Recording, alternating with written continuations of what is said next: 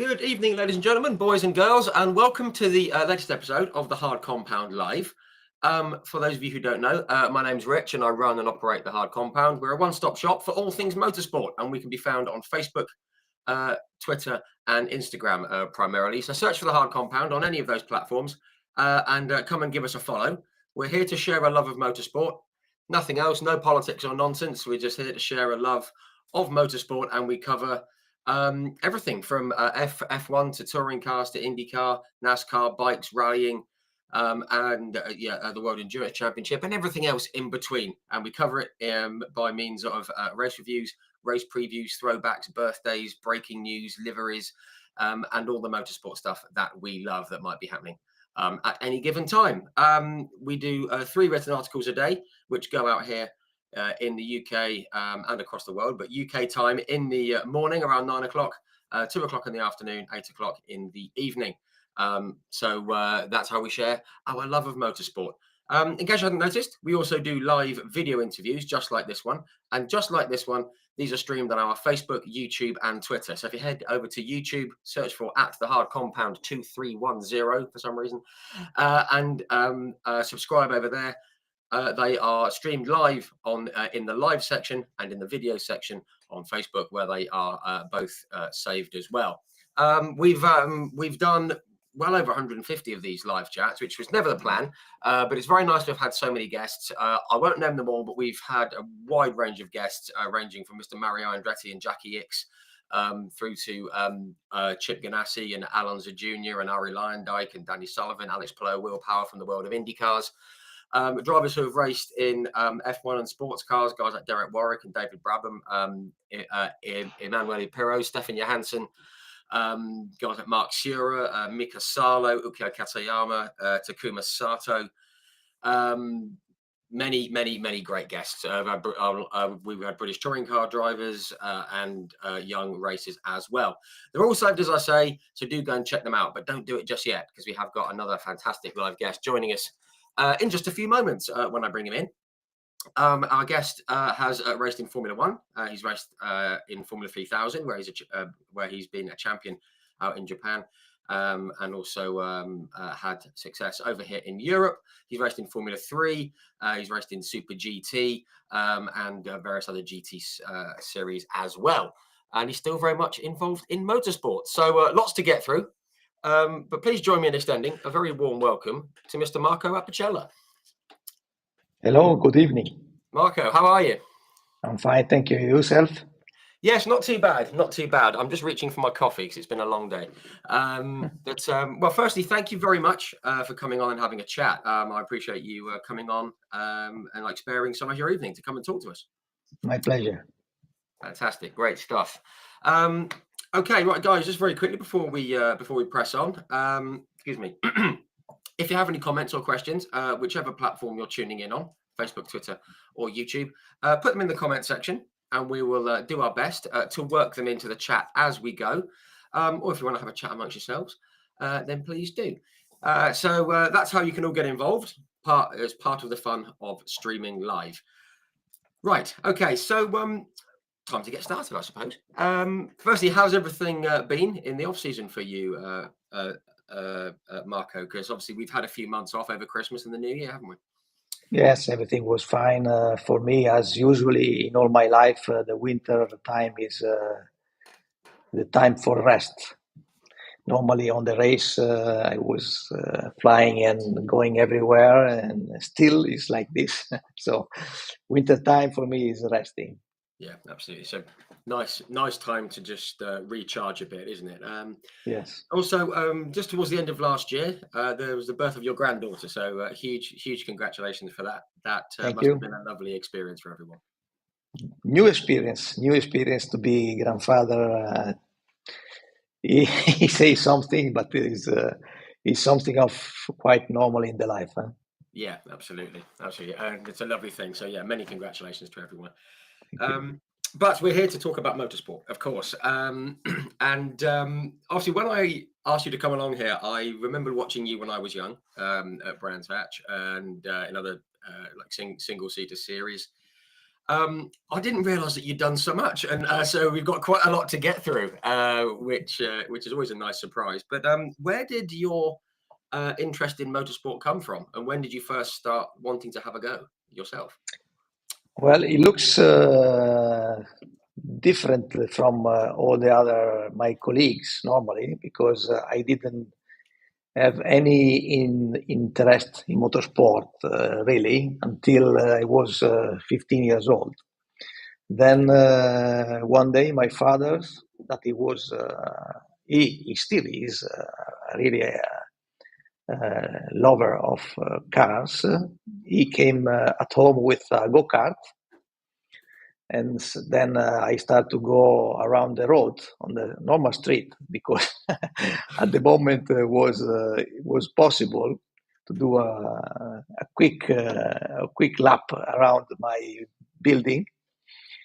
And then when I test the cart, I say, "This is crazy, this is too fast for me. I don't want to go with."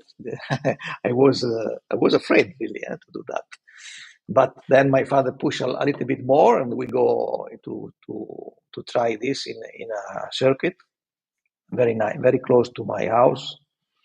And then from there, I start also with my brother, that is only 2 years younger than me. We both start to race in kart at the age of 16, let's say. So quite late compared many other drivers. Yeah, it's amazing how young people started back then. Obviously, and as you said, you started quite late. But they're starting even younger now, aren't they? You've got people, like 4 years old going around in karts and things like that. Now they go in Formula One at 18 years old, even less. So much younger now. Yeah, absolutely.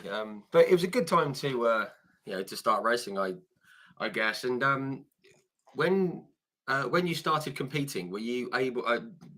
Did you have your own kart? Because obviously there was a lot of places. Yes. Of course, luckily my father has the effort to buy a kart for us, so that was already a big help to have a proper car to race. So we start to go around. We start to go, and at that time there were a lot of street circuit.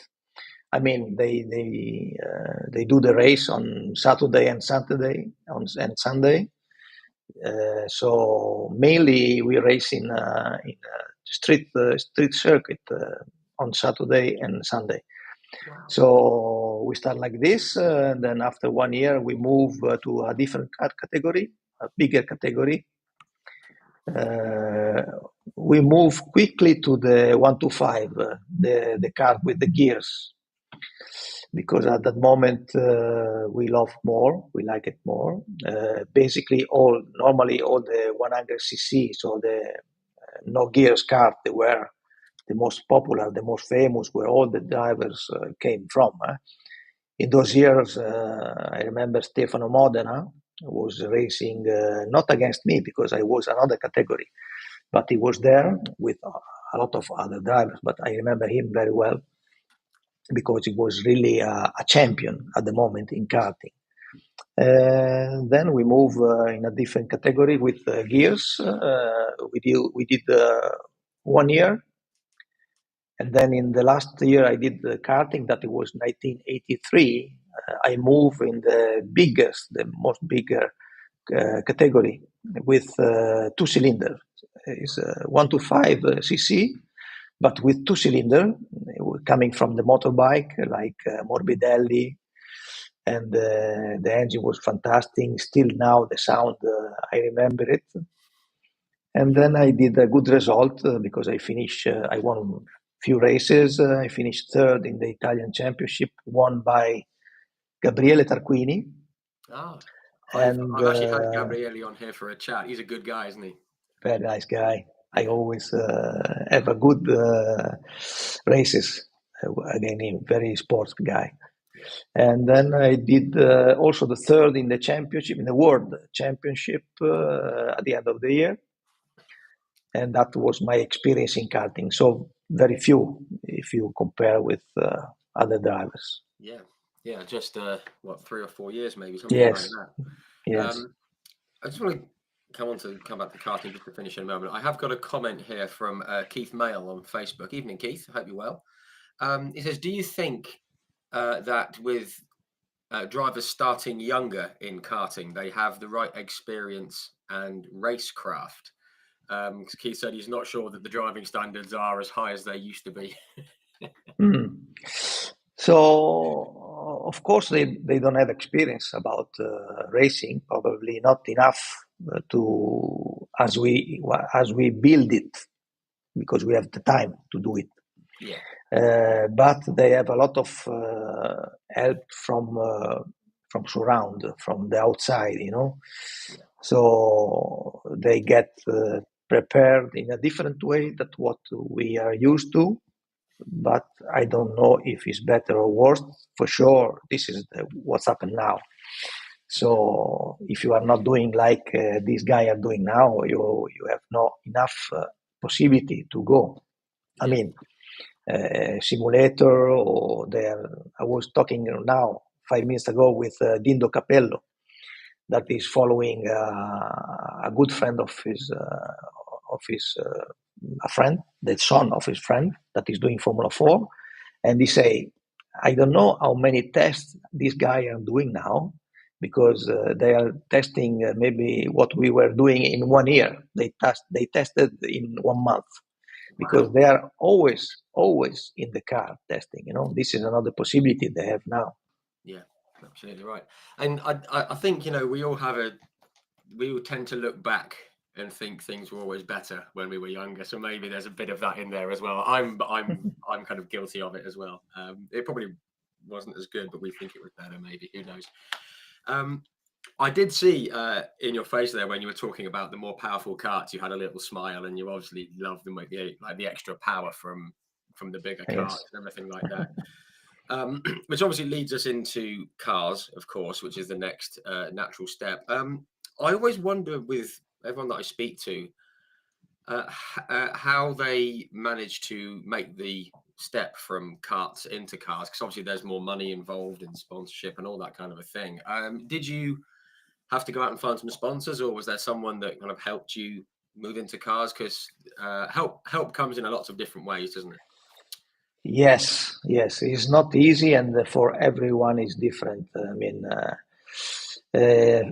from what happened to me is again, I get help from my father. I was pushing to go in car because at the end of 83, sorry, I was nearly 18. So the age that you need to have at those time to have the possibility to go in the car. Now you can go at maybe 14, I think, or 15 maximum.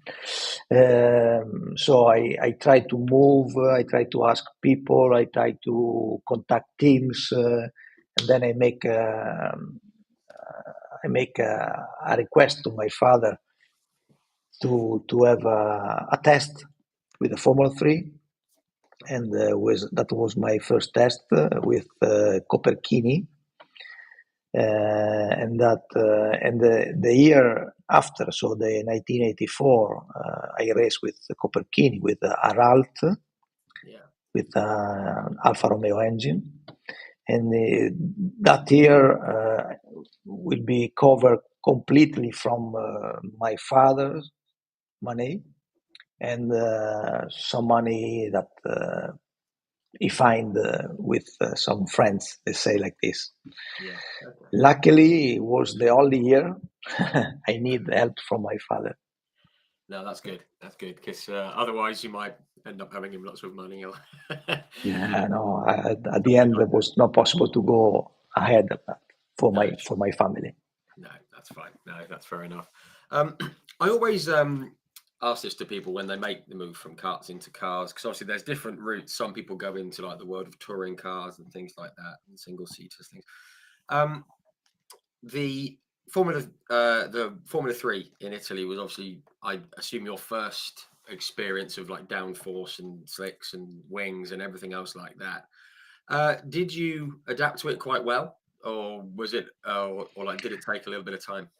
Not really. I mean, not. I don't say easy. It was easy. I don't say that it was easy, but uh,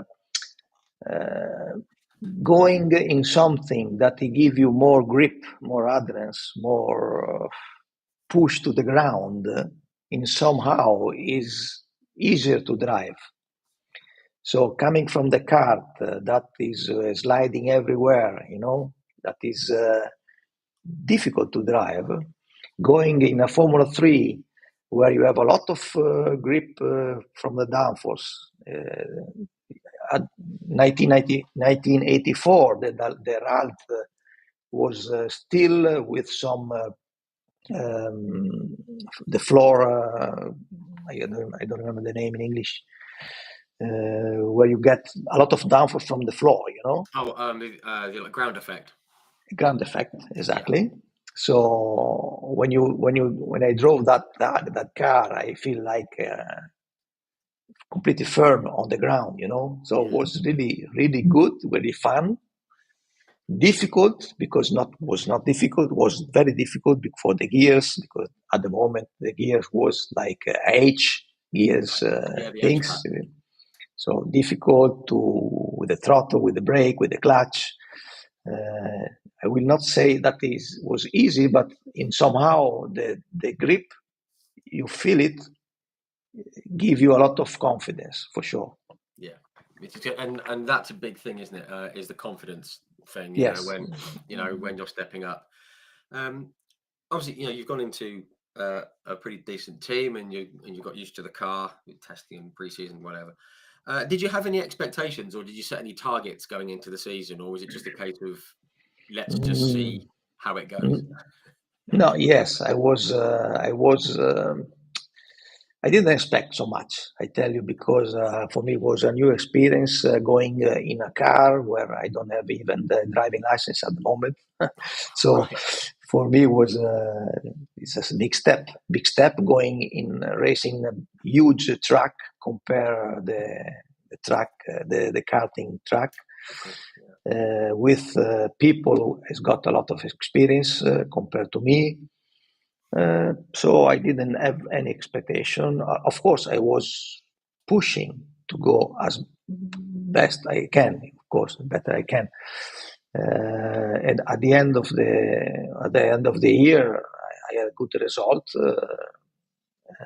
I won the last race out of the championship. I finished a few times on the podium. That in those moments where the Formula 3, especially the Italian Formula 3, has something like 60 cars. So we have to do battery, we have to do finals, semi-finals, finals. Was really competitive, and as you see, all the names you see, I race against. Yeah. In those years, plenty of them, many of them, they went in Formula One and they stayed for a few years. So Yes. Yeah. good Absolutely. drivers, good Yeah, very good. drivers. And I'll touch on that just in just a moment. I mean, I did see, unfortunately, the first race you didn't qualify at Vallelunga and then retired at Mugello and Mazzano, which must have been incredibly frustrating when you've just got into cars. Yes. But the season did get better, and as you said, I mean, I saw that you had third, was it third at Mugello and second at Autodromo dell'Umbria and third at Vallelunga, fifth at Imola, sixth at Ennepegus. It was a really solid year in the end. But obviously there was a few retirements as well, and obviously it was a good start. But did you think it might have been a bit better, or were you pretty happy with how it went? Of course, it could be always better. Let's say in some races, I was a little bit unlucky, but at the end, I was happy of my result at the end of the year. Yeah, Yes. which is, I mean, I think we're like seventh in the championship, which for a first Yes, year, seventh. As I told you, it was a really pretty good. competitive years in Formula 3 in Yeah, Japan, in Italy. yeah, definitely. And as you say, it was competitive. And you mentioned some of the guys on the grid. I did make a little list here. I've got them here. On the grid were Alex Caffey, who has come on here, and I've met up with Alex a few times with his NASCAR team and his Yes. Euro NASCAR team. He's a great guy as well. There's like Franco Forini, Fabrizio Barbazza, Ivan Capelli, Nicola Larini, Giovanni Lavaggi, Gabriele Taccuini, and Enrico Battaglia. I mean, it was a good grid. Yes. Very good, very competitive people. As I told you, drivers, fantastic drivers, and then you can see their career. And when you find not one but 6 or 7 drivers racing with you, you could be first or you could be 10th because there are other 9 very strong drivers. Yeah, and there's obviously no disgrace in finishing 8th, 7th, 8th, or 9th from that group. So especially in those championships where the cars are very similar, Formula 3, Formula 3000, the cars are very similar. So everything can happen. Even a small gap is normal over there. Yeah, absolutely right. It was a fantastic era of F3. I loved it, by the way. Yeah, it's great. Just want to fast forward though into 85. Obviously, you showed that there was pace in the car and in you as well. And you got your first win. I believe it was at Misano in the second race. Exactly. Which is it's a very cool circuit, Misano. I think that's where Siegfried Stohr is based, his driving school, isn't it? Exactly. There as well. Great circuit. I mean, that must have felt amazing to get that first win. Yeah, it was an incredible win. We were working again with the same cars of last year. We managed to make some small changes to adapt to the new regulation. So we have a little bit advantage compared to the other teams because they have new cars. So still in the second race, they were not ready yet as we were. Anyway, we won the race. For me, it was an unbelievable result. In the second year, still won a race in Formula 3. Start to have really a good idea of what I would like to do in my life. Right.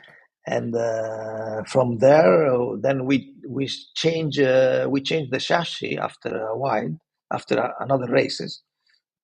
We changed for Reynard, of course, is an English manufacturer, very famous, but at the moment was new for everybody. That was the first chassis come from England to Italy. First Reynard coming to the Italian Championship, and I remember the car was very good. And after, I remember the first race I did in Mugello, I was really flying like a jet. I was flying too much because I went out then. I was pushing too much, but the car was really going flat. It was a carbon fiber chassis with Alfa Romeo engine again. And with Reynard, then I really have a good relationship even for the next years, even in Formula 3000. Which is lovely. It's a good, it's nice to be able to start those relationships, isn't it, and start them young when you're racing. Just on that season as well, it was just from looking at the results and everything, it just looked like a more consistent season. The retirements weren't there, despite what we just said, with going a bit fast. And I think you took another win at Misano, one at Verano, and is it 4th overall? I mean, that's good progress. Again, on a very competitive grid, isn't it? Yes. Again, I get more improvement from the year before.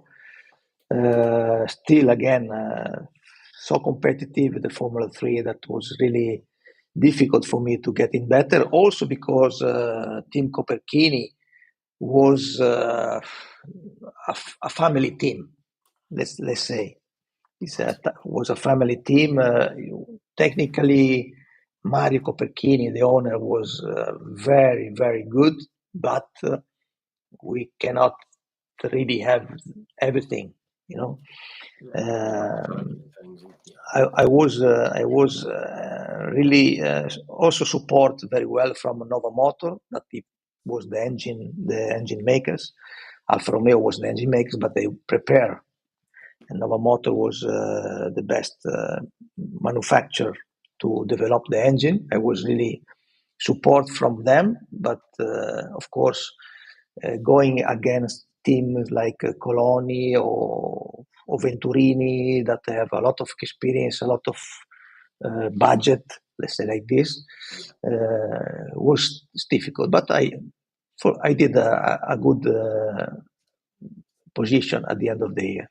Yeah, absolutely. I think given the resources that you had as a team, Yes, it's an impressive finish. Just at the end of that season, just need to sidestep quickly to a place that always gets mentioned on these chats when we're talking to you guys, and that's the street circuit out in Macau, which is still there and it's fairly similar. But back when you were racing, it was absolutely crazy. yeah. I absolutely loved it, seeing the seeing the video coverage from Macau. And I've asked this to a lot of people who have raced in single seaters and in touring cars, and a couple of guys who have ridden bikes around there who are that's just crazy to me. What's it like the first time you go round Macau in a Formula 3 car? Because it just looks fantastic. It's fantastic, and I think, unfortunately, I have only one chance to race in my life in Macau. I remember it very well because it was a fantastic track. I always love to race in a street circuit, and Macau, very fast straight line with high speed corners, and then very low corner like hairpin. You have everything. You have a lot of crowd out of the world. A lot of good drivers from all the world coming in that event. Yeah, Fantastic. and it's incredible, just the difference in the speed from, I don't know, say going down the main straight into Lisboa, and then obviously the Melco hairpin where you're not allowed to overtake because it's just Exactly. tight, and even down to like the yellow and black on the barriers, it just looks, it's just very, very cool. Must be great. And you actually told me this during the week. You finished, was it 7th overall? And I saw you were just behind Andy Wallace, who was obviously from here in the UK and did well, and a French chap called René Arnoux. So Yes. that's in some good company. Yes, I remember him. René Arnoux, he just stopped in Formula One, and he went back to Formula 3, I think, just for fun, I imagine. Okay. But of course, he was driving not for fun when he was behind me, I tell you. Yeah, I'm sure. For sure. That's great. Very good drivers. Mauricio Gugelmin won that year. Behind him, a lot of fantastic driver. Beautiful race. As I told you, I'm lucky. I did only one time in my life. Yeah. One strange thing is in those years, not only cars was racing, but also motorbike. Yeah. So I remember when we stopped after the free practice or our practice, then the motorbike went in, and I tell you, if we are crazy, this guy are 3 times crazier than us.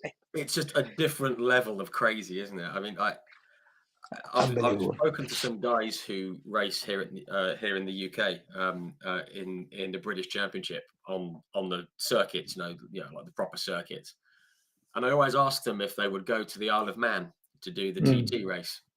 And even before I get to the end of the question, they're just shaking their heads. They're just. I remember.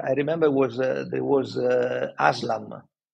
That was. I mean, he won probably, I don't know, 20 races over there.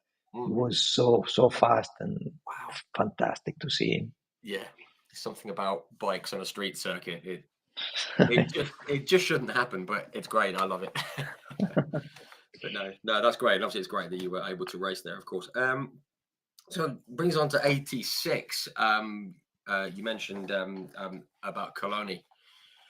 Obviously, they were probably one of the bigger teams, probably one of the biggest teams in F3 at the time, I think, if my memory serves me correctly. Was it was the whole team and the car just a step up from the family team that you just left? I assume it was. Yes, let's say that Toloni was a more professional team. They have the chassis Dallara that at the moment was the best one. Yeah. With the same engine, Alfa Romeo engine. The team was prepared to win races or to win championship. They win a lot of championship with Capelli, with Santin, so they know exactly what to do, and that was my choice because I was ready to win.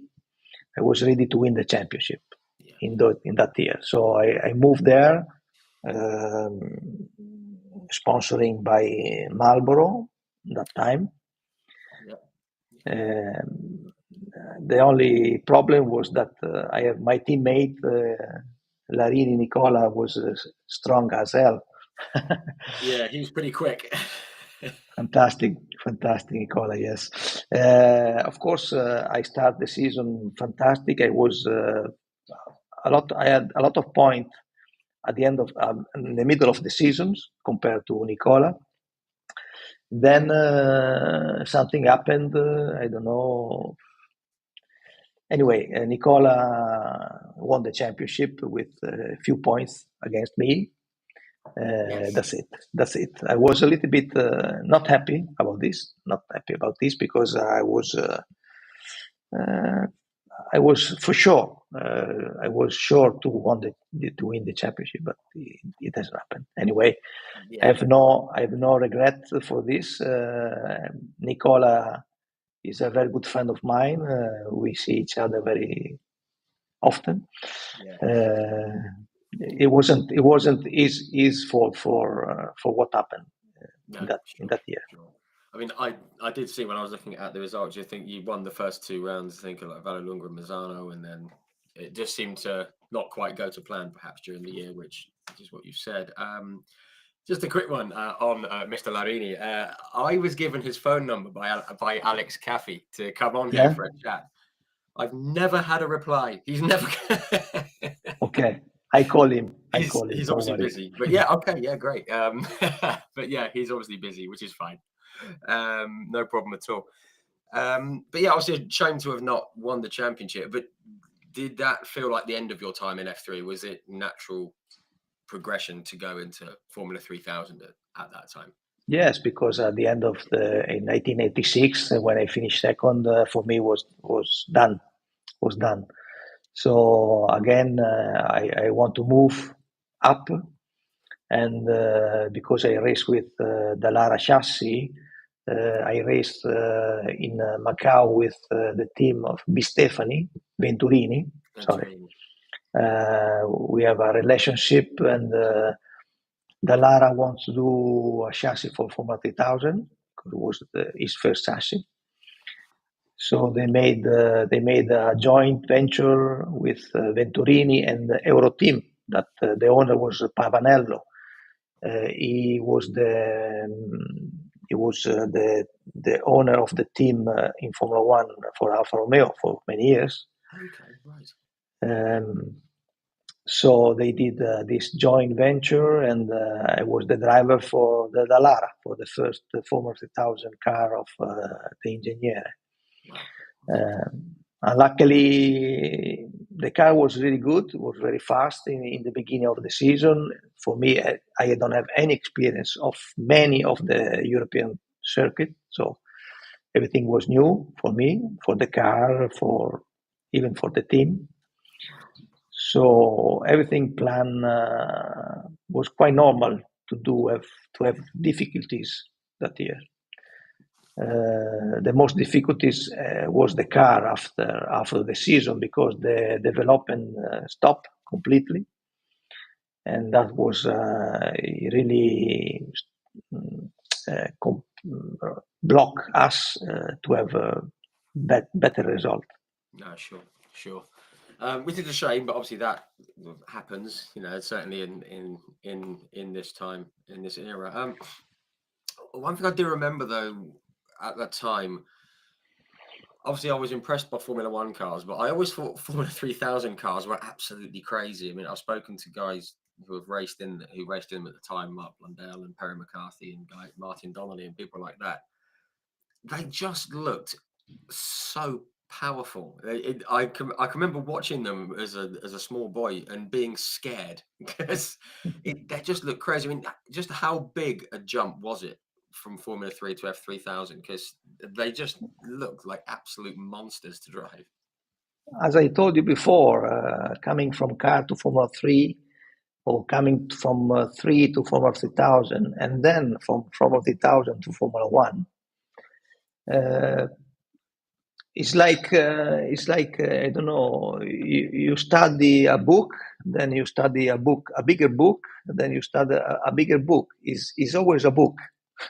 Yeah. Okay. Yeah. So at the end, yes, you get used to the speed, to the power, to the grip. That happened could be for the first day, second day, third day. Then you get used to it very quickly. If you did all the steps, of course, if you start from karting, you move to Formula One.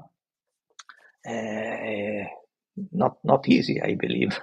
Yeah. Probably now they do now, because I saw some video or something they do like this. They be prepared, of course, before everything like this. But in those years, coming from a kart or Formula 3, going straight in Formula 1 was not possible, because except few drivers, normally it was not possible. Or at least if it was possible, you cannot win from Formula 3 and win in Formula 1 in the next years. Yeah. The car was so difficult to drive. We have no electronic, you have the H gearbox, you have no control of anything. So Wow. it was really difficult. But because you're coming from a Formula 3 or Formula 3000 with the same, no electronic or other stuff, going to Formula 1 wasn't crazy. Wasn't crazy to drive. Yeah, you could kind of do it if you did it right, I guess. You sort of mentioned across the season it wasn't, there were some problems with the car and everything. I did spot though, 87, you raced here in Birmingham, the Birmingham Super Prix, the street circuit, which is no longer there, which is a great shame. Motorsports fans of a certain age here in the UK will love talking about the Birmingham Super Prix because it was just a really silly idea, but it was brilliant and we loved it. What are your memories of racing around the streets of Birmingham here in the UK? Well, Birmingham, I love it. Great. I did 87, 88, 89. I did 3 years over there. And every year was even always better for me. Also 90. So 87, 89, I think 4 years. 4 years. At the end, I have a lot of good result. I did a pole position in 1989, I think. I finished second behind Jean Alesi. I don't remember, maybe 89. Sorry, but very, very some years ago. I always find myself easy to drive there. Love it. I love it. Very fast track with jumps, with some unbelievable tarmac, moving your car from one side to the others. It was difficult, but fun, really fun. And unbelievable crowd, unbelievable everywhere. But that's quite normal for England. Wherever I go, in every track, Houghton Park, everywhere, Silverstone, of course, Brands Hatch, the crowd was crazy. Even to see Formula 3 or Formula 3000, that is not Formula 1, but is motorsport too. Yeah, absolutely, and that hasn't really changed. I mean, it's always kind of busy whenever we go to any of the circuits here, which is nice to see. But and it's great that you enjoyed racing around Birmingham. Everyone seems to have enjoyed it, but Unfortunately, I don't think it's going to happen again. Very sadly. But no, that's great. Just to duck back into, was it 88 with Lamberto Leone? He was quite an ambitious guy. He was talking about Formula One and things like that, and things like that. And you had the guy that became Mr. Minardi as your teammate, obviously Pierluigi Martini.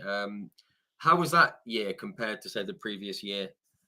Was again a big jump for me because the team was really professional.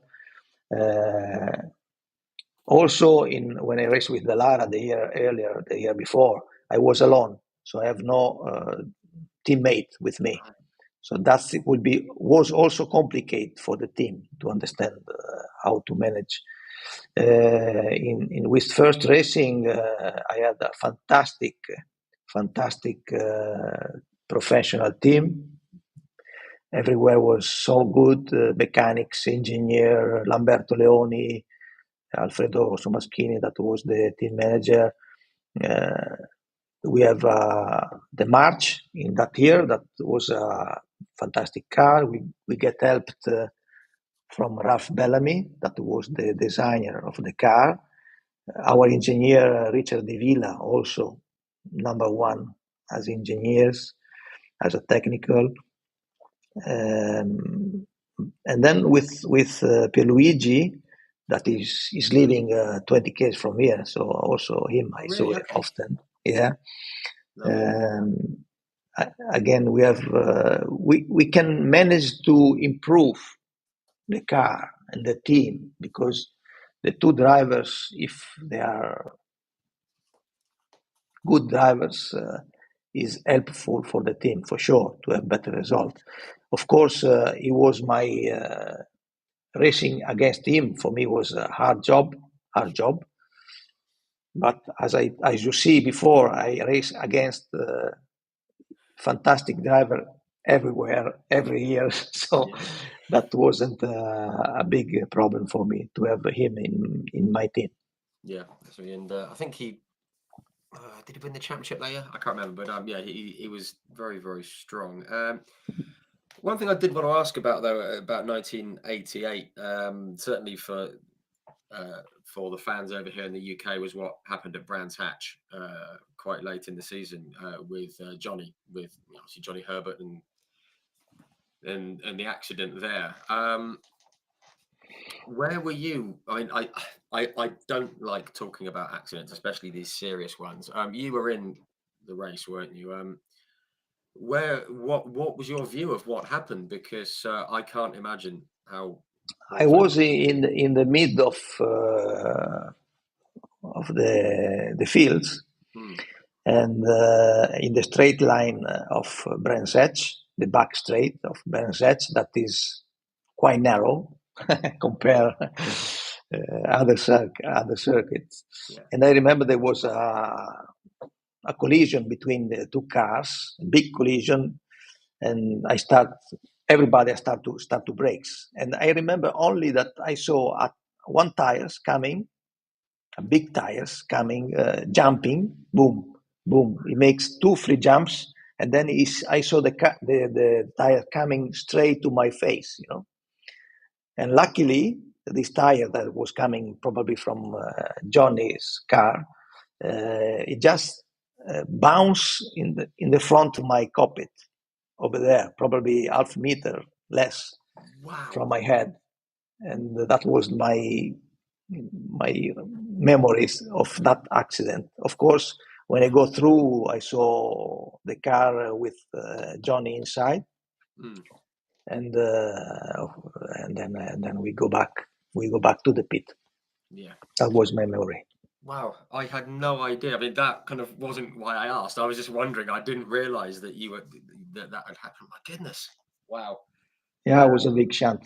Unfortunately, in my life, I didn't make so many, but I saw many. Yes, yeah, which I suppose is a better way to be, but still not nice at all. It's not what anyone wants to see. Motorsport is a dangerous sports, if we want to call in that way. I don't really love it to call it sports, but it's a dangerous way to spend the day sometimes. Yes, just a little bit. And I again, I've said this to a few people in the past. When something bad happens, you guys as racers, you just have an amazing ability to just shut out what just happened, and just back, back goes the helmet, on it goes, and you go racing again. Which us non-racers, we think is absolutely crazy, but that's just what you guys do, isn't it? Yes, sometimes you don't know what happened really, because we actually we didn't know exactly what's happened to Johnny over there, and sometimes we don't know if there is even a worse accident. If we know, then of course we decide what to do. It's not nice to go out if somebody gets hurt or even worse. Yeah, sure. But we can all be very glad that Johnny survived and went on, to have. And then after that, he went even faster than what it was. He was in the years later. He went so fast. I think it was. What 7 months later, he was in Formula One with Benetton and finishing fourth in Brazil. It's just unbelievable. Yeah, incredible, amazing guy. But no, thank you for talking about that. I appreciate it. So yeah, I think it was 11th overall that year. 89, you stayed with the team, and you had our good friend Fabrizio Giovanardi as a teammate. Another great guy. I mean, we're just talking about some amazing talent that was around in Italy at the time, and there had been for a few years before. But he's another good guy, isn't he, Gio? And he's not far from you either, is he? Exactly, very close to here. You know, I live in Bologna, so Emilia Romagna is the many, apart the Ferrari, Lamborghini, Dallara, Ducati. There is a lot of factory in this area, but also many drivers coming from this area. Probably, I don't know. The air is good for motor racing. Yeah. There's something in the water that you have. Yeah, it's good. probably. It's a good area, and that again was an improved year. Excuse me. That was when I think that was the year you came second, Birmingham to I think Jean Alesi, I think, and yes, and you did well at Pau and Spa and things like that. It kind of looked like it was a good car that year. Yes, it was a very good car. Again, Reynard, we established after we moved to Reynard at the end of the year, 89. And the car was really good. No problem with this. Again, was difficult to have the win. It's difficult to have the result because it was so competitive, Again, if you read all the drivers was racing there on those years, again, many of them, they went to Formula One and they stayed there for 10 years. So you understand it's difficult to be a leader in a championship when you have so many drivers like this to race against. Yeah, exactly. I think perhaps the people who watch motorsport now, who are perhaps a bit younger, don't perhaps realize just how competitive it was. I mean, it was unbelievable. Some of the talent that was on the grid across F3 and F3000 was amazing, as you say. Just want to touch on something. Let's go. Okay, 1990 again. Another season, very competitive season. So many great drivers. It kind of felt like you had 3 or 4 seasons in a row that were quite similar. Obviously, nothing was being done wrong. It was just there was a lot of good people out there racing. But exactly. I did see that you took second. The one that jumped out at me was second on the old Hockenheim circuit. I think it was. Yes, I finished behind Eddie Irvine. Yeah. That's one circuit I used to absolutely love. I mean, I've never been again, but it was. I forget who it was I was speaking to. I forget who it was, but he said he hated it because it wasn't very technical. It was just put your foot down and go. How Yes. did you find it? Well, I did only one race in my career in Hockenheim, Okay. and it was a really fast track, really fast. They put a couple of chicane in the main straight line because it was too fast Yeah. for them. Yes. So that, as normally when they put the chicane, is they are going to ruin something, because you have to slow down too much. And then suddenly you come to the motodrome, that is the last part of the track, when you go back in the big arena, and that is completely different from everything else. Nice track, and again, like in England, the German are really fan of motorsport, so a lot of people also there to watch the races. Yeah, it's lovely. I just love hearing the recollections of the old circuits, and I'm glad that you guys talk about it as I used to watch it. I used to think that looks fun. It just looks fast, and then obviously the noise of being back in the stadium section. Yeah, Fantastic, was fantastic. And that race, I remember that I finished second behind Eddie.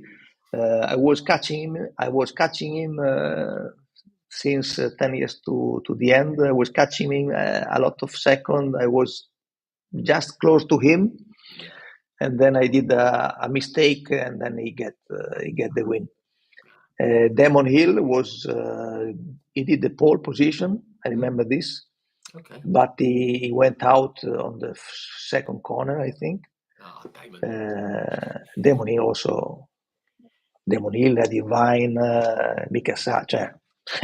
A lot of good drivers that were there. Jean Alesi, Martin Donnelly.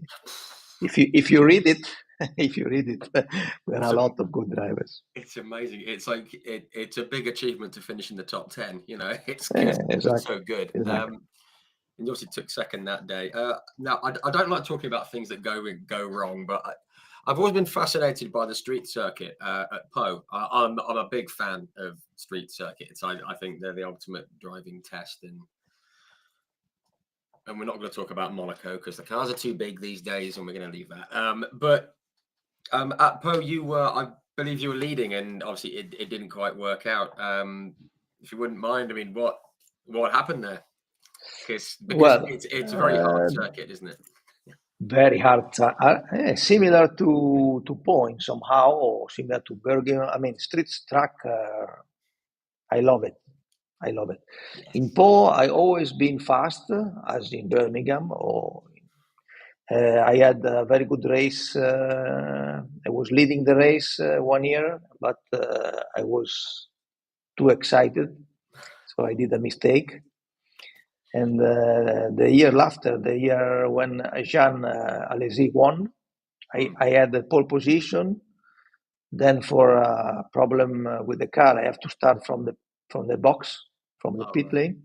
Okay. But I finished second behind Jean, so I had probably the best race I ever had in my life. Wow, but that's impressive to go, because obviously it's quite narrow, isn't it? The circuit as well, hard to overtake. Yes. So difficult. You overtook nearly everyone. Everyone except Jean.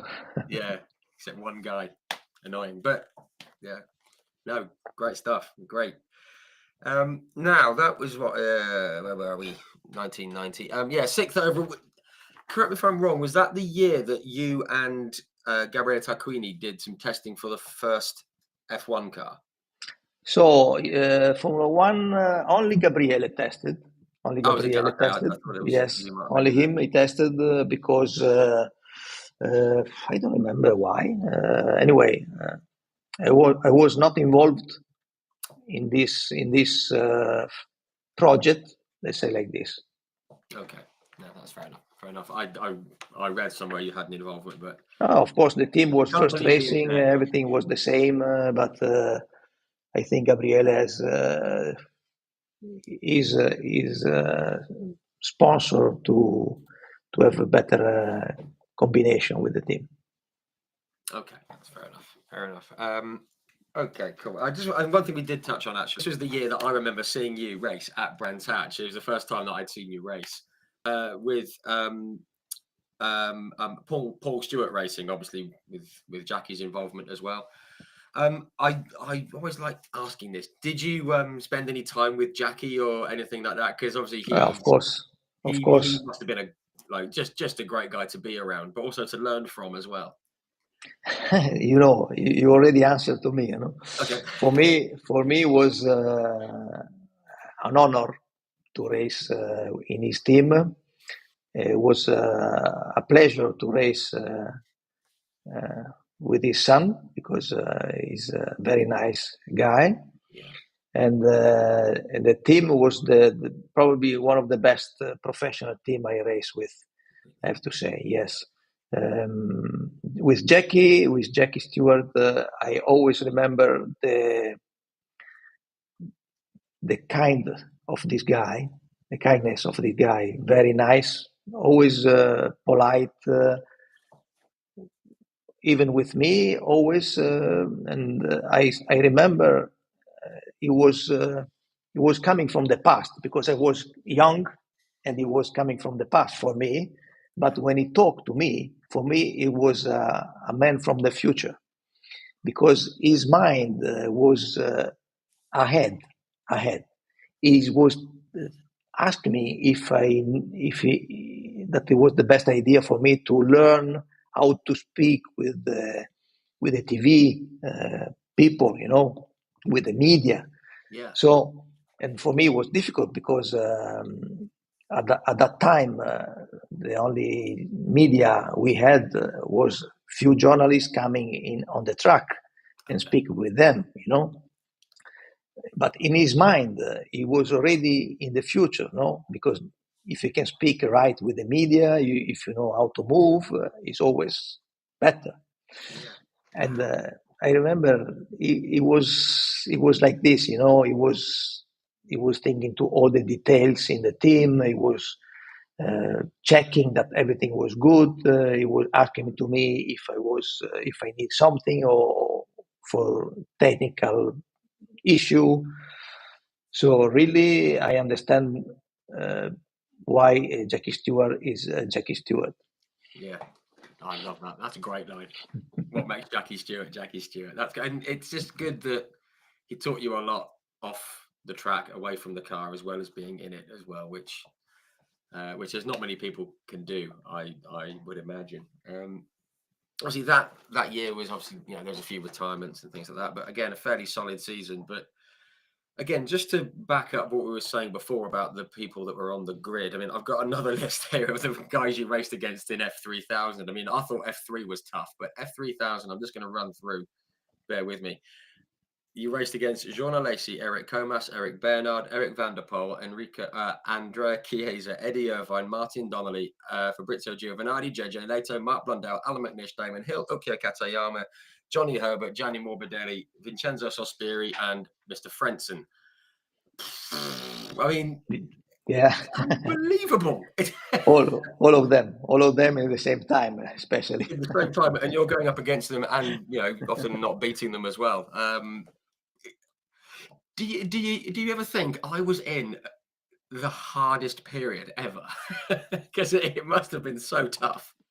I don't know about it, but for sure, as I tell you before, if you look the career of these drivers, it's difficult to find so many drivers with a fantastic career racing in the same time in the smaller formula.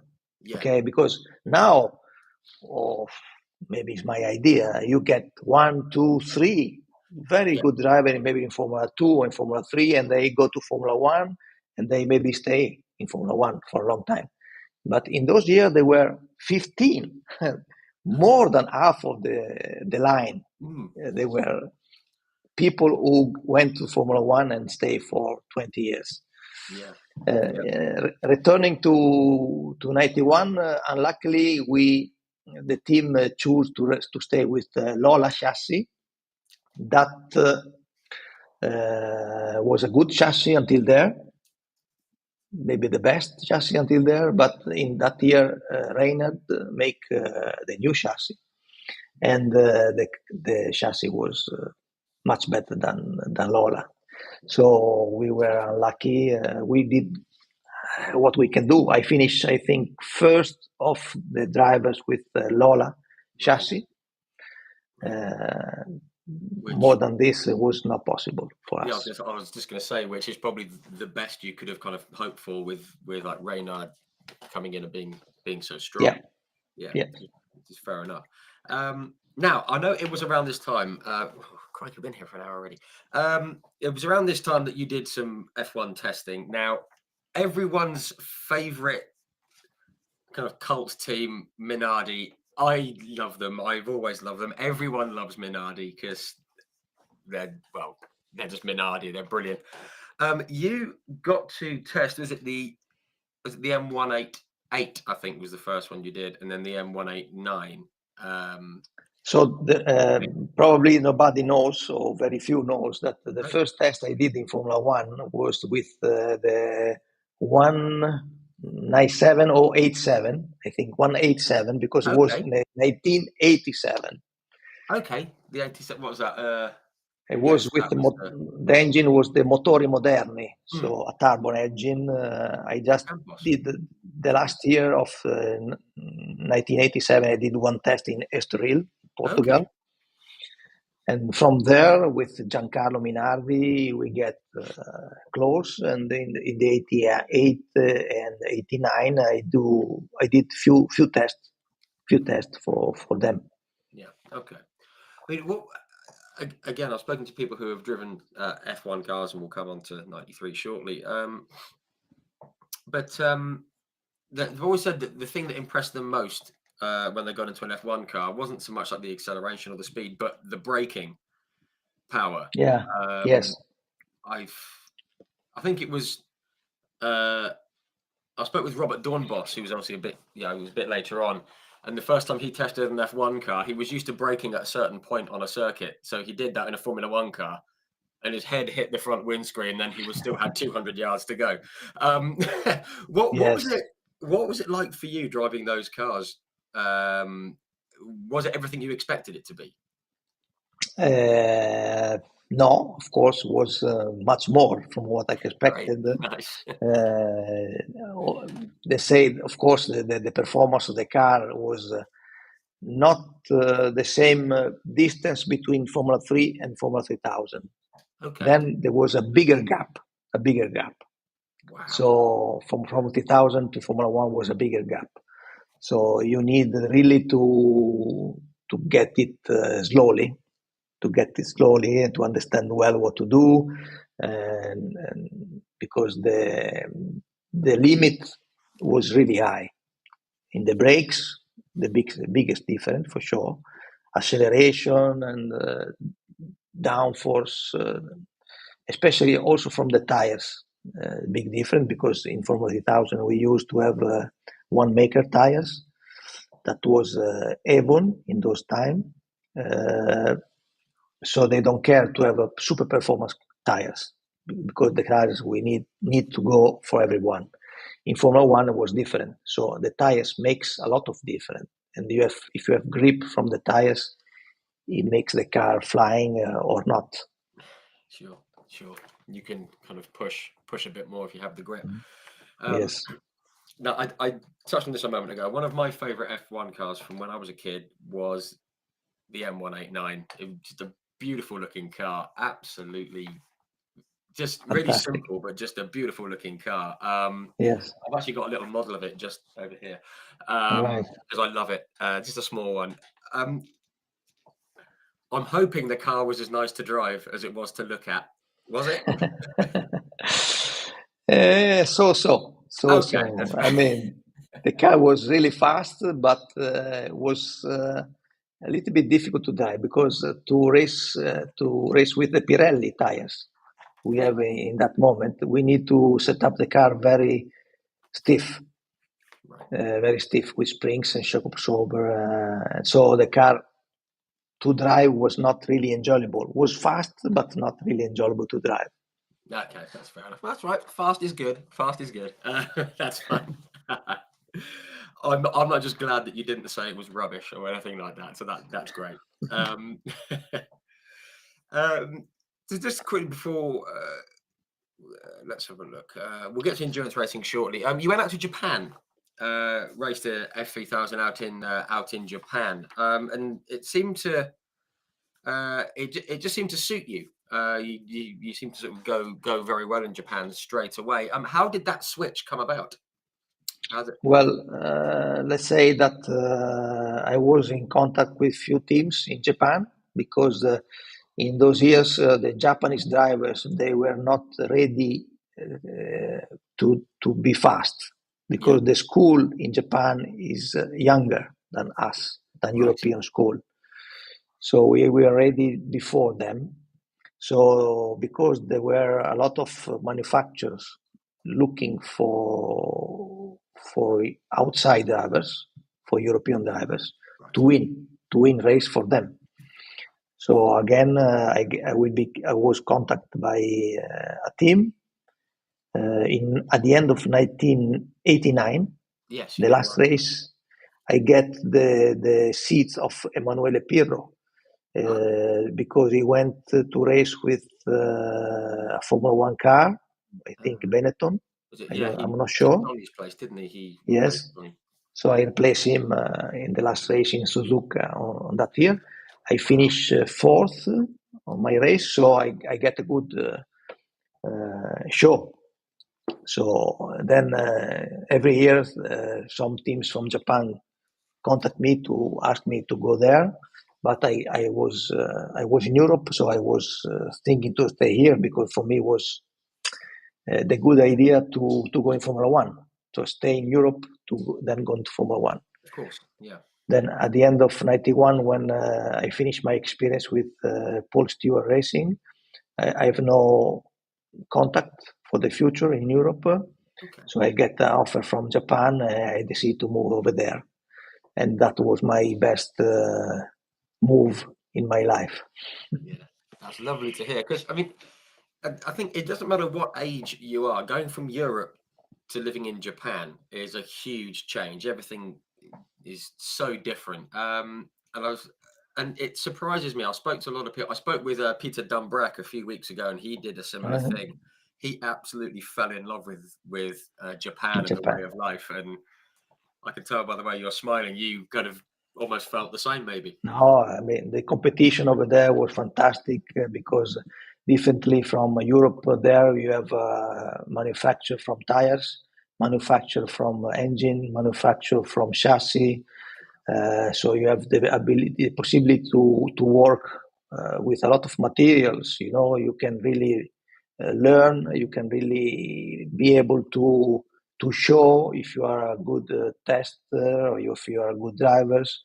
And at the end, even there, I find a lot of super drivers coming from Europe. Again, and for a few years, I stayed there for my life, but few of them again moved to Formula One. Yeah. So in '92, I decided to go to race for one season in Japan with the Dome team that was also a manufacturer, a chassis manufacturer. And that was for me important decision because I will be able to work with manufacturing directly. I was able to work with the Dunlop tires directly, and even with the engine maker that was a Mugen engine, so the Honda Sun, let's say like this. Yeah. It was 3 years. That was 3 years contract, and we bring the car from to be a decent car to won the championship in 1994. Yeah. Give us a fantastic effort at the end. Yeah, absolutely. And I mean, and I've got on the notes here, obviously, you could see that the results and the progression were getting better through 92, 93. I want to come to 94 very shortly. But one thing I did noticed was, I think it was 92 and 93. I looked at the calendar and the circuits that you guys raced at.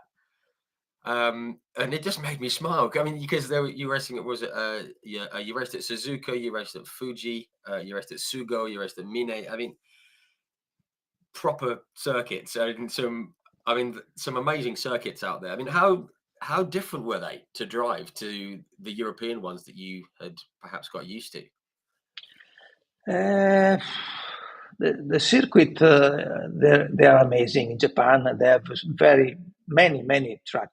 We don't know, but they have 10, 12 tracks everywhere, up and down, similar to Brands Hatch, like Sugo, or fast, like Fuji, like Silverstone, or Suzuka. I don't know how to compare, but Autopolis, Mines. I tell you, so many tracks, and all of them, they are nice to drive and fantastic skill track. The different between the cars, especially from Europe to Japanese Formula 3000, basically was the tires. As I told you before, the tires makes a huge difference. And over there we have different construction of tires. So there was a huge war against the construction of tires. At the end, we managed to have the qualified tires. So last in Formula One, they have in the beginning, many years ago, we have qualified tires. We are managing to do only one lap during the qualify. And in those years, our pole position in Suzuka was able to start around half of the fields of Formula One time. So we were very fast. Oh, wow, I didn't realize it was that fast. Yes, that's very incredible. Fast. In Suzuka, we were starting half of the grid of Formula One season, for sure. Wow. That's why also, because people like me or Eddie Irvine or Frenzen or Jacques Villeneuve or Mika Salo, all the guys that were like with me in Japan, when they move to Formula One, they get very fast, because the car was already very fast. Yeah, and I guess it was just really close to the F1 speeds already. Yes, to the pace, exactly. Yeah. I said that you had some wins out there, of course. But before we come to 94, we've got to talk about 93, because your performances in Japan obviously caught the eye of a chap called Eddie Jordan, who we're all familiar with. And I don't know if he'll see this, but we wish Eddie all the best with his health at the moment, because he's going through a bit of a rough time. So we hope that can all get sorted out. But Eddie, what a character. How did he make contact with you? Because it was like in the middle of 93, wasn't it? With Eddie, we know each other because, of course, he has a team in Formula 3000 with Jean. So we know each other before that, and he was always very nice with me. And at the moment, he was calling me in Japan, asked me if I want to do the Monza Grand Prix in '93. Wow. Of course, for me, it was a good opportunity, And of course, I take it. I did a test in Imola a couple of weeks before that. Was it and just then we go test, to isn't it? One test. Yes, just one test. Yeah, one test in Imola, a few laps, just to understand a little bit what the car was. Yeah. And then we go straight to Monza. Luckily, like the race wasn't good at all, because I did only a few meters. But this is the life. Yeah. And nothing to do. But I was happy to do it like this. I'm sure. And obviously, at your home race as well, yes.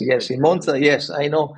If I can choose, I would like to race in Suzuka. For me, it was even better, because in that time, Suzuka for me was I can go blind to race Oh, to you go can. around Suzuka. And Yeah. as you see, a couple of Grand Prix later, Eddie gave the chance to Irvine in Yeah. Suzuka, and Yeah. Irvine was racing against me. He was so fast over there. Also because the car has had not powerful engine. So in Monza, where you have a lot of straight line, wasn't the right place for that car. In Suzuka, differently, the car has a lot of downforce, a lot of grip, and you don't need a fantastic engine over there. So also Eddie is a fantastic driver, and he did a fantastic job. And from there, he did a good career again. Yeah. Yeah. He did well. Just quickly on that whole experience around Monza. Am I right in saying it was your first experience of the semi-automatic gearbox with the paddles, or had you Yes, used it before? yes. Was the paddle was the first car I drive with the paddle actually. Wow. So I started in Imola 2 weeks earlier, and then I did the race for the first car because before that there was no pedal. I mean, was a news for me. A news for You me. think? Wow, amazing. Just and I did see. I think, and I remember this because I mentioned that I'd seen you race at Brands Hatch, and when you were then in F1 for that race, I kind of thought, oh yeah, I remember that guy from from when I was at trackside. I think you were with your teammate was Rubens, wasn't it? Rubens Barrichello. I saw some footage of you talking with him before the race, and he had like a what jumper was like a Scooby Doo jumper or something. He had something didn't look like a Formula One driver, but you were only what half a second behind him, I think, in qualifying. I mean, that kind of must have given you a bit of confidence, even going into the race, and you must have thought, well, I can, maybe get up to Rubens, maybe something like that. Um, no, well, I was happy about. I wasn't happy because I can do much better. Okay, Unluckily, I had a small crash in the qualify. was that at the Lesmo, wasn't it? The little spin. Yes, exactly. Because in those days, you have only the possibility to do 12 laps in Right. qualify. So Eddie Jordan sent me out as a first drivers for not borrow the really good drivers, you know. So he sent me out first, and in that moment the track was still damped because Mm. it rains a little bit earlier, you know. So I'm sure I can go. I can do much better than this, but I no regret. This is the life. So this is my only experience in Formula One racing because I drove more than 4 cars in Formula One. Yeah. Minardi and then Lambo, Modena team. I drove the Jordan. I drove the Dome. So I Yeah. drove few cars, Yeah. but unfortunately I have no career in Formula One. Let's say. Yeah. Which was a shame. And I'm just one last thing on this because obviously you started the race, you were going down to the first corner. JJ Leto. Obviously, I mean, we couldn't really see it on the TV, but did he just hit you from behind? Was it straight from behind you were hit, or was it? Or If you believe me, I don't know. I still don't know, and I never look any TV replay, no? nothing, because I was so pissed off. Yeah, yeah, So I don't really care who was it because Monza is always being like this. You know, you have a very tight corner at the end of the straight. That is yeah, quite normal. Even when I raced in Formula 3, it was like this. So and no regret, nobody was fault. As actually JJ is a very nice guy, yeah, uh, so no problem. If he hit me, if because I'm not sure he hit yeah, me, no problem at all. yeah. It's just one of those things, isn't it? And it's good that Yes, there's no regrets. I mean, I guess you knew as soon as it happened, the race was over, and it was just a shame well, the way it happened. But it was a shame. Exactly. Yes. yeah, but it's part of racing. unfortunately. I did see one of the comments here from Keith Mail in the comments. He said, did Eddie Jordan go looking for JJ after the race? Was Rubens taken out in the same move? That must have hurt Eddie's bank balance. Yeah, probably yes. If Eddie did go looking for JJ later, I wouldn't want to be JJ later. Yeah, fair enough. Just before we move on, 1994, much happier memory. We said you won the championship in Japan in F3000. That was really like when everything at Dome came together, didn't it? With the team, and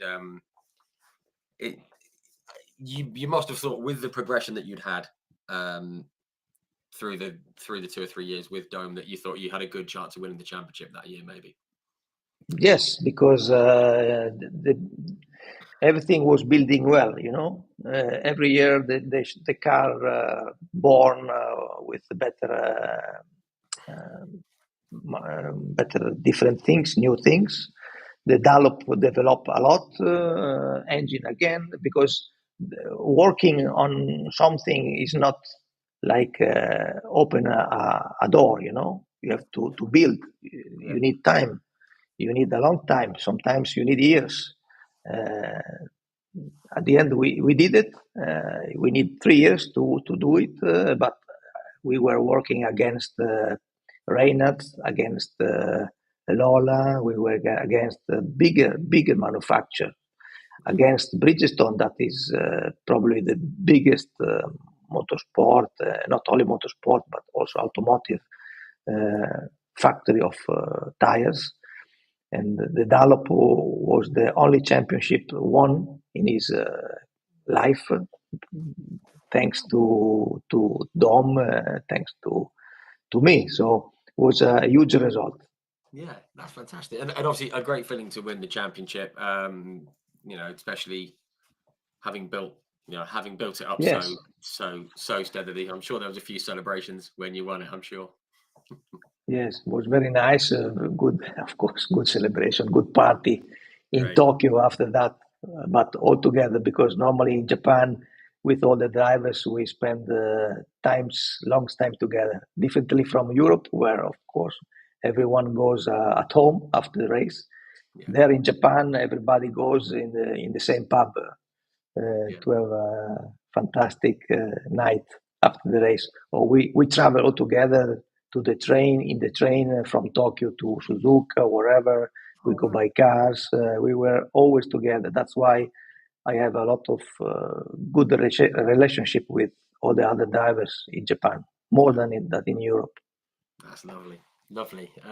I actually spoke with Martin Donnelly, and he told me a few stories of some nights out in is it Roppongi or somewhere? Roppongi, yes. Yeah. Roppongi was the place. You said what happened in Roppongi stays in Roppongi.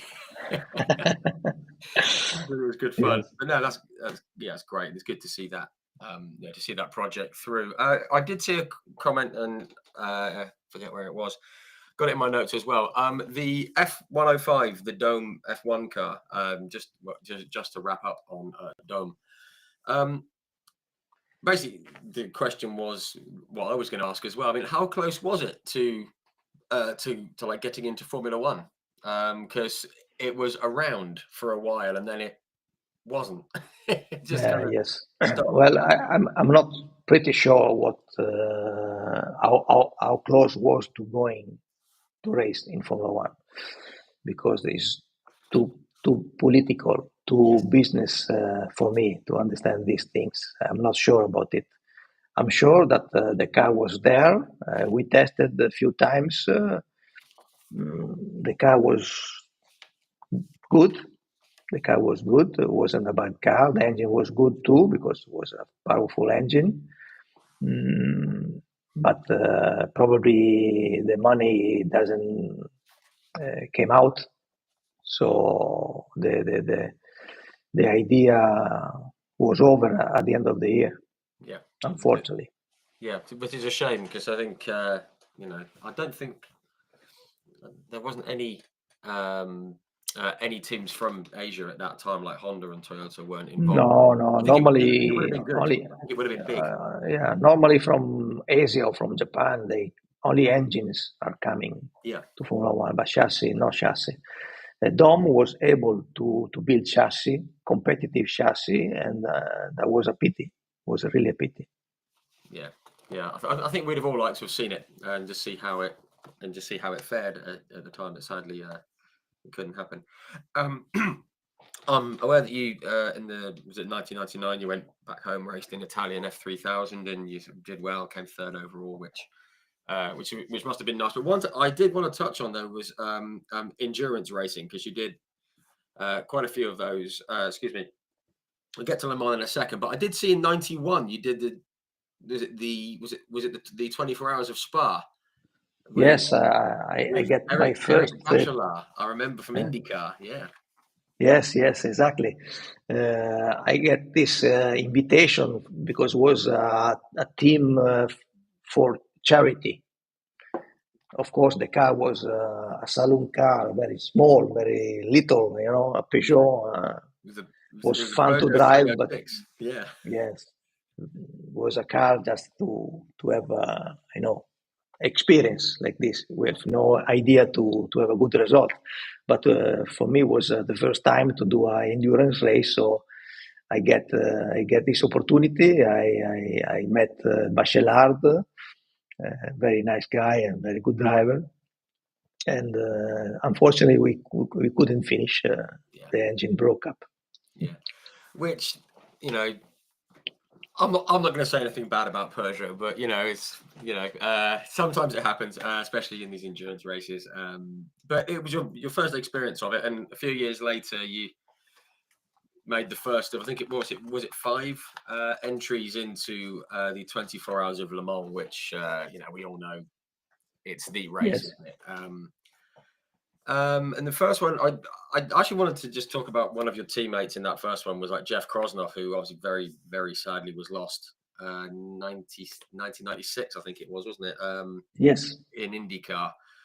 Again, I don't like talking about this kind of thing, but from what I've heard, he was a really nice guy. I was just wondering. Yes, he was a very nice guy.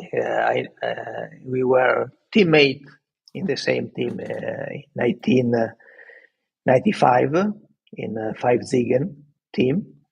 But as I told you before, in Japan we was living together all the time.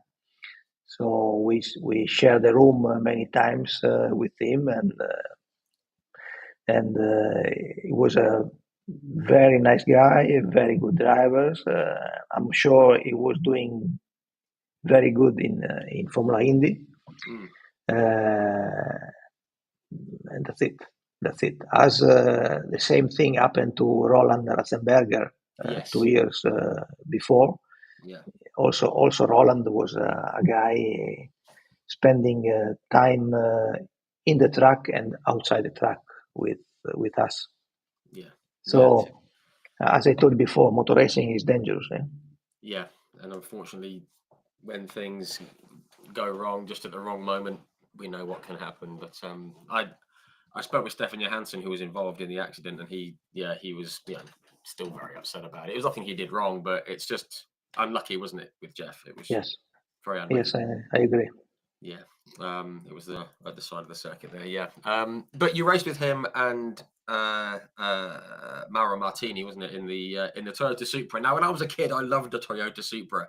Fantastic car. That must have been great to take round Le Mans. Fantastic car. That time was the category GT1. Powerful car, especially for Le Mans, that has a different engine than what they were using in Japan for the regulation differently.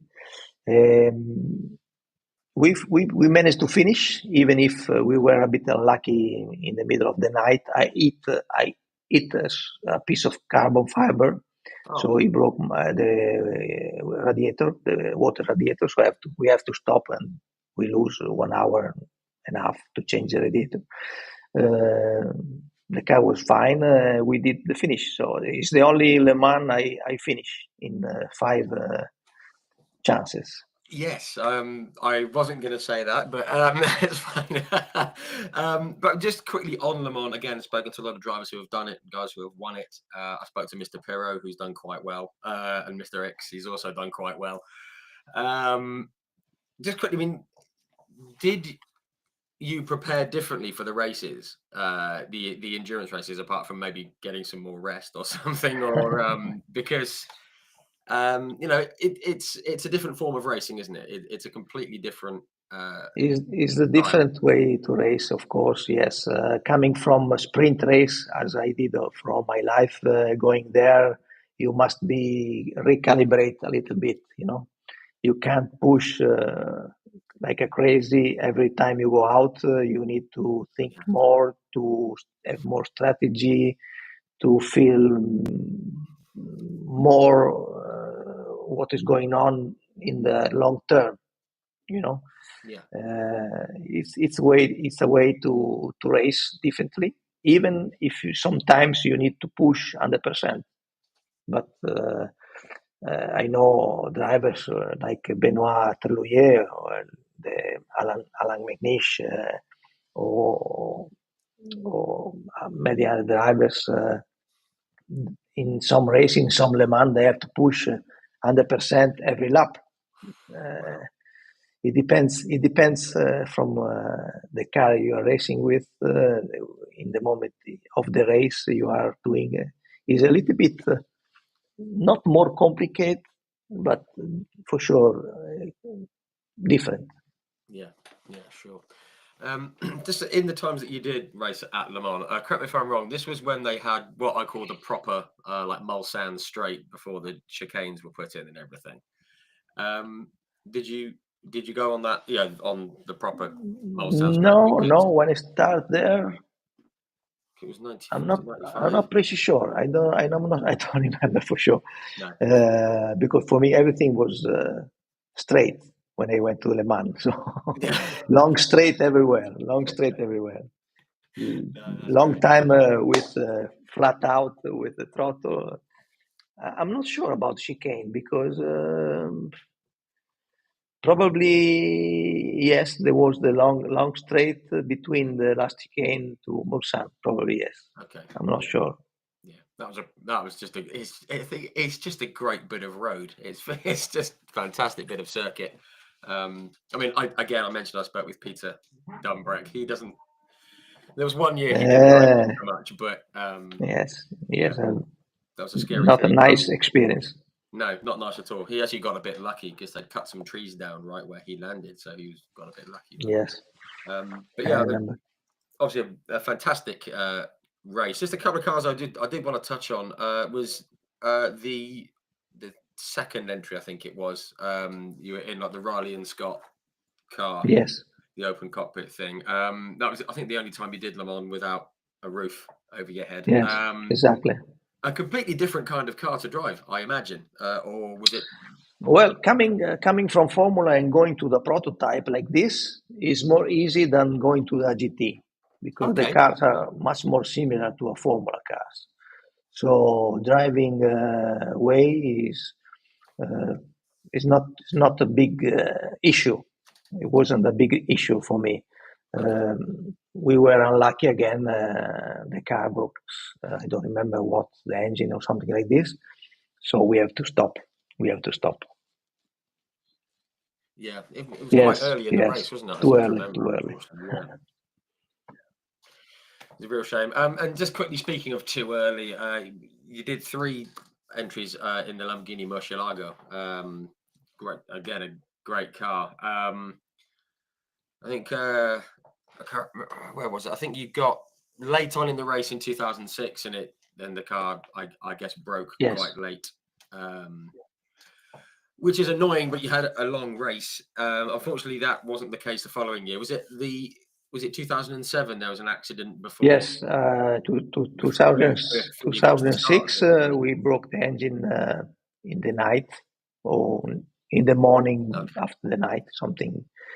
And in 2007, unfortunately, I had a huge accident on Oh, the Wednesday test, and right. I had to stay in the hospital for a month.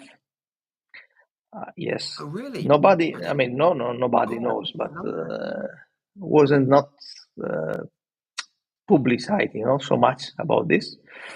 But there was a huge Wow. accident that nobody speak about it because nobody speaks about big accident in Le Mans normally. No. They try to cover mainly of the time, but my accident it bring me to stay in Le Mans hospital for a month.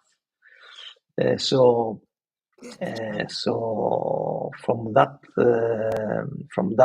experience, then I have to stop racing for 2008. I stopped completely. I have no race at all. And then 2009, goodness. I go back racing. I did a couple of races in Japan with Lamborghini, and then they invite me again to race in Le Mans for the fifth time. But the car was, for me, was dangerous, so I decided to not start. That Fair enough. I think given what had happened the exactly, year before. exactly. So I get hurt, and I still feel it. So my decision was for that. Yeah, that's fair enough. I think it's absolutely understandable, given what had gone on. I just want to very quickly touch on the Super GT Championship. I mean, you spent nine seasons back out in Japan in the Super GT. I love Super GT. It just it's kind of like the craziness of Japan with with the technology of GT racing. Also, I've got some notes here about the results and everything. You took a win at Suzuka, but how was your time in the Super GT Championship? Because looking from this side of the world, it just looks Well, the cars terrific. are fantastic over there. They were like a DTM, even faster than DTM cars. Wow, And really? again, because in Japan there are so many manufacturers, tires and cars manufacturers. There is a lot of a big war between them. That's why the competition is so high. So Toyota or Nissan or Honda or Subaru or Mazda, they really push uh, hard to get results. So the championship, Super GT, was more competitive than European races. Wow. I have the possibility to race with Nissan, with Nismo. I race with Toyota, Supra. Yeah. I raced with Toyota. Lamborghini, and then I have the first experience with Porsches. Wow. The first year I go back to Japan because when I move out from Japan at the end of Formula 3000, then I was not able to go back until I have this possibility in Super GT. So Wow. I went straight to Japan again. Yeah, absolutely. I guess you didn't have to think too much about going to No, Japan no. once again. And you say, you race for the Nismo Nissan team, and like Thomas Toyota, who we all know, big operation across a lot of different series, and you took a win at Suzuka, a place you kind of said that you could drive it with your eyes closed. A Yes. place you obviously enjoy racing at, and to win there must have been great. In kind of their GT championship. Very nice to win there with I won with the Lamborghini. That was the first win for Lamborghini outside Europe. Oh, So it was a big effort, let's say, for everybody, also for the company to have this opportunity to win in Japan, Italian cars or win in Japan. Was nice. Was fantastic. Everything went very well.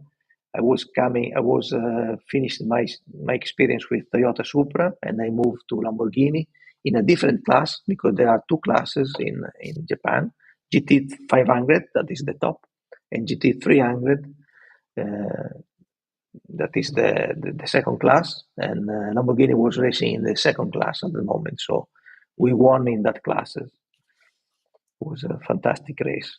yeah, that's brilliant. Lovely, lovely. It's nice that you've got like a few firsts in your career, which is always a great thing to have. Um, I know you did a few races in the Lamborghini Super Trofeo and in 2009 and things like that. But shortly after that, you kind of, I guess, you decided to retire. Was it like the right time for you, or was it difficult? Because I know some No, people. it was not easy for me. I mean, because I was still in a good shape. But unfortunately, I didn't find any good agreement and any good contract. Okay, For me, it was a job. It's still a job for me, motorsport. yeah, So I need to find income on it. yes, So if I don't have a good agreement for racing, I have to find a good agreement to do something else.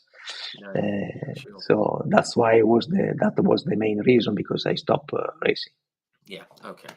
But obviously, as you said, you stayed within motorsport. I mean, there's a few things we touched on. You've done some driver coaching. I know you're currently involved with was it Shintaro Katsu in the Ferrari Challenge. You've done lots of driver coaching. You've been involved with the Ferrari Challenge, with the Lamborghini Super Trofeo. Was coaching like the natural way to go for you? Well, I like coach. I like very much coach because I like to share my experience, with drivers. I follow for 1 year and a half, good drivers in Formula 4. That for me was amazing because Formula for me is the real racing car. Yeah, And then I also share my experience with drivers who like to learn, like Shintaro, that is not a young guy, but he has a lot of passion, and for me is a fantastic way to teach him how to not only to drive but how to manage many things in the car and also outside the car because that's also very important. yeah, I still also work for Dallara. That is another main job for me. yeah. I develop all the stradale, the road car of the Ingegnere, starting from already 7 years ago. And also, I developed the Dallara Stradale EXP that is only for the track. It's a track day car. Ah, okay. So that also is a busy job for me during all the years, and they keep me alive. Driving a lot, driving a fast car like that one. It gave me also a good opportunity. I still like to drive, a lot, especially developing the car now. I love so much. Yeah. It sounds like a very good way to make a living, just driving a fast car. It sounds great. Yes. Just lovely. I'm just quickly. I'm on. Yeah, you mentioned you're working for like Dallara. I don't know how linked they are, but I actually been to the Dallara factory in Indianapolis, by the Uh-huh. Speedway. Had a quick look around there. It's fantastic. If you have the chance, you have to visit the Lara here in Italy. That is the unbelievable place. Super technology. They made fantastic cars, and they make a lot of design and test for many manufacturers in the world. Oh, that definitely sounds like it's a place worth visiting. I'll have to look at Very that for nice. sure. Very Great. a lot. Yes. Um, just one final thing before we get onto some just some little fun questions that we always ask at the end. Obviously, you've been working with like Stilo helmets as well. Obviously, we all know crash helmets absolutely vital part of going racing, keeping people alive, keeping people safe. And the Stilo brand is one that's really grown, hasn't it, Yes, in the last yes. few years? Stilo is already for me 12 years experience. Wow. So I started many years ago, and I'm very happy to work with this company because it's a fantastic company. We make a fantastic helmet that is going up every year. We started that there was just a rally helmet that is very strong in rally, Stilo helmets. but we start to move it to the track, to the circuit, and because I have some experience on this, because I always wear a helmet, and I work also to have the best shape, the best comfort, the best issue to fogging and like this.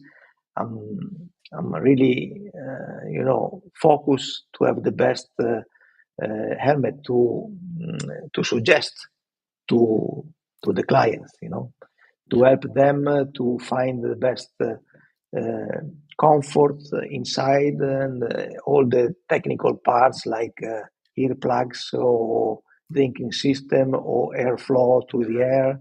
Yes. So, and fantastic. is for me is always I'm always on the track, thanks to Stilo. I'm following all the championship because we have drivers in all the championships. So I'm always following ELMS or WEC or the Black Paint, the GT World Challenge. So that for me is nice to be on the track, even if I'm driving. Yeah, that's fantastic, and there's always so much more to helmets than what we see. We just all see the colors and that's about it. But yes, a lot of technology for the safety of the driver. Yeah, absolutely. It's a fascinating part of the industry to me. Actually, just quickly while we're on helmets, where did your helmet design come from? Because I love it. It's like so simple. Or the one that I remember you having back in the day. If you change the colors, are the same colors of Michele Alboreto. Ah, okay, right. Right. Then I choose the Italian flag. That's but lovely. The lines are from Alboreto. That's lovely. And just quickly on Alboreto, I thought that was lovely when they renamed the Curva Parabolica after him. I thought that was a lovely touch. Alboreto was one of my heroes, when I was young. Right. And then when I went to Formula One, to Monza, when I had the chance to race in Formula One, he was probably the one who came to me, and he gave me nice to meet you, and we are very happy you are here. Just to tell you who was Michele Alboreto. Oh, that's lovely. That's the nice human side. I'd love to hear that. That's great. Yeah. I mean, that actually leads on to my first little fun question. I mean, I did say, did you have a favorite driver when you were young? I guess Michele would be one of them. Yes, probably yes. Of course, Senna. Or I was lucky also to race with these people, because I be able to race against, even if my performance wasn't nearly not even close to them, but I can say I was close to them on the track. I don't have really one driver. I can say for sure. Even next question probably was which is my best, who I think is one of the best driver I race with. And again, it's difficult for me to race, to tell you, because so many drivers. I've got good. a huge list just there. The huge list. I cannot tell you Eddie Irvine or Frenzen or Mikel Salo, because everyone has a different aspect, but everyone were top driver, top. Yeah, absolutely. I mean, and like the list is crazy, which is fair enough. Just quickly, is there anyone that you particularly like admire now? Because a lot of people will say, Max Verstappen or Lewis Hamilton, or even someone like Andre Lotterer, maybe someone like that. Is there anyone in like your mind who's racing now that you really admire, or you like the way they go racing? Well, I would say, but not in Formula One, because I don't know nobody there. I'm a good friend of Andre Lotterer. He was racing in Japan with me, and he's still one of the best guy and one of the best driver I know. Yeah. So Like and you said, then he's because he he's raced one of with my me, favourites. yeah, and because he's still racing and still winning, and because it was Yeah. close to me, I'm thinking also I can do the same, but I don't think so. Maybe, well, who knows? Who knows? No, No, no, I tell you, I'm 60 years old, and the things are different now. I'm sure about it. yeah, sure. Just on Renato, I mean, I'm a big fan of his. I think he's a terrific driver. So yeah, that's lovely to hear that. Okay, let's have okay, 2 or 3 more very quick questions. Did you have any like pre-race like rituals that you used to do? Put your right glove on first, or get in the car from a certain side, or anything like Yes, that? I just wear the left glove before the right glove. Okay. Yes, Yeah. that's the only thing. Yeah. Yes, Interesting. always. Even if I go on a motorbike, All right. It's always left first. Yeah, there you go. always left. Yeah. Yeah. I Good don't know man. why. I don't know why, but it's like this. Yeah. One of those things. Okay. All right. 2 more. Was there a series that you would have liked to have tried? I mean, even if there wasn't any opportunity, would you have liked to have maybe tried, going to IndyCar or supercars in Australia, or I don't know, NASCAR or something crazy like that? No, I tried. I would like to. I was very close to racing Formula Indy, Okay. but I couldn't at the end.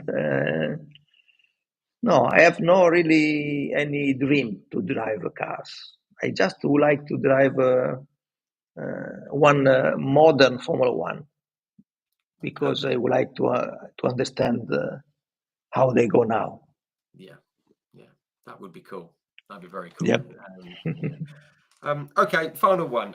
Did you obviously, because you've already done the driver question, did you have a favorite car that you raced in your career, whichever one it may be? The best car I haven't driven was the Formula 3000 in Japan Yeah, because between chassis, engine, and tires, you have the most equilibrium, balanced, that they give you the best feeling you can get from a racing car, because Formula One probably it has a bigger engine compared to what you can get from the chassis. Formula 3 has not enough power from you can get from the chassis. The Formula 3000 was equal. Everything was in the right position with the same combination, and they give you the perfection to drive. perfect. Love that. Love that. And it was a good era for racing as well. So yeah, As great well, stuff. yes. Brilliant. Right, that's probably a good time to finish. We've run a tiny bit over, but guys, thank you for tuning in. I've seen all the comments and questions coming in. We've worked it all in, I think. Because the biggest thanks goes to you, Marco. Thank you so much for coming on, having a chat. I've loved hearing about your insights and your journey through motorsport. So thank you very much. Thank you to you, and see you probably in Spa, as you told me before. Yes, let's hope so. We'll try and sort that. I'll buy you a beer or a coffee or something nice. A beer is better. Thank you. Let's go with beer. Great stuff. Okay. Right. Take Thanks very care. much, guys. And we'll see you very soon. Appreciate the support as always.